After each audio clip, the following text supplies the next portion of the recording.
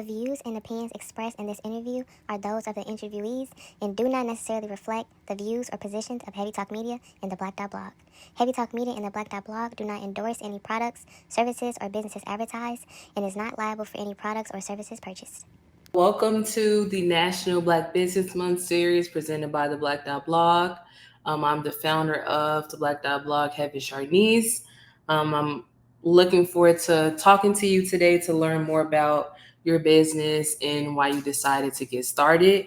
So I'll hand it right over to you. Just give us some background on who you are and what led you to pursue a career in healthcare. All right. So once I would like to say thank you for having me on your show.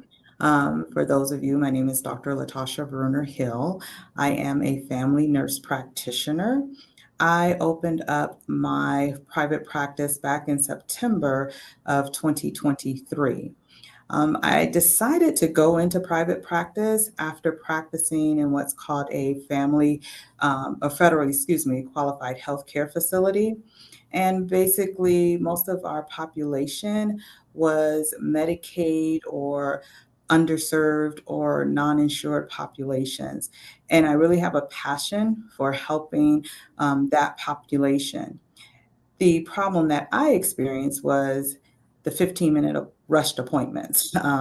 We saw about 15 if we were lucky, but on a regular basis, 20 to maybe upwards to 26 patients a day. And I wanted to focus more on the patient and provide that overall holistic care. I've always wanted to do healthcare. I enjoy taking care of people. I actually started out as a home health aide, then worked as a CNA for a while, did nursing, and finally decided I wanted to have more impact and deal with educating people about their health so they can make those choices so they wouldn't have to see me as often or another provider as often. So that goes right into one of my questions, which was you said something about holistic medical care. So, what is your definition of holistic medical care? All right. So you hear a lot about holistic medical care. And for me, when I say holistic, I mean looking at the whole entire person, looking at the social determinants of health, meaning that if I'm treating a particular diagnosis, that I need to think about, can they afford this medication I may be giving them? Is there a grocery store in their neighborhood if I'm telling them to eat healthy? Is housing a concern for them? Because that supersedes everything. If I don't have a place to live, no matter what you tell me on how to take care of myself, my focus is on housing. So holistic to me is taking in that whole person. It's also holistic as you normally hear as far as eating healthy, not having a lot of processed foods, exercising and everything, but all that involves the whole entire person. So one of the things I do in my practice is when you come in your very first visit, there's something called a social determinants of health questionnaire that I give you. And it asks about your living situation. It asks about your education. It asks about the neighborhood that you live in.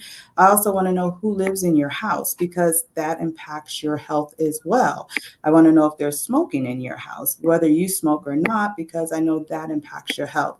So I want to look at that whole person in order to care for the whole person. So it seems like I'm making an assumption. For the most part, you may deal with people who live in underserved communities or neighborhoods, and those people may happen to be Black people. So, what would you say are some challenges that you've seen Black people face in healthcare? Well, one of the reasons, again, I went into healthcare is because some of the challenges that I faced as a Black woman, as a Black parent, simply not being listened to. Right. And if you listen to a person, you can find out a lot about them. This was a preview of the interview. Watch the full interview for free on HeavieTalk Media's Patreon. See you there.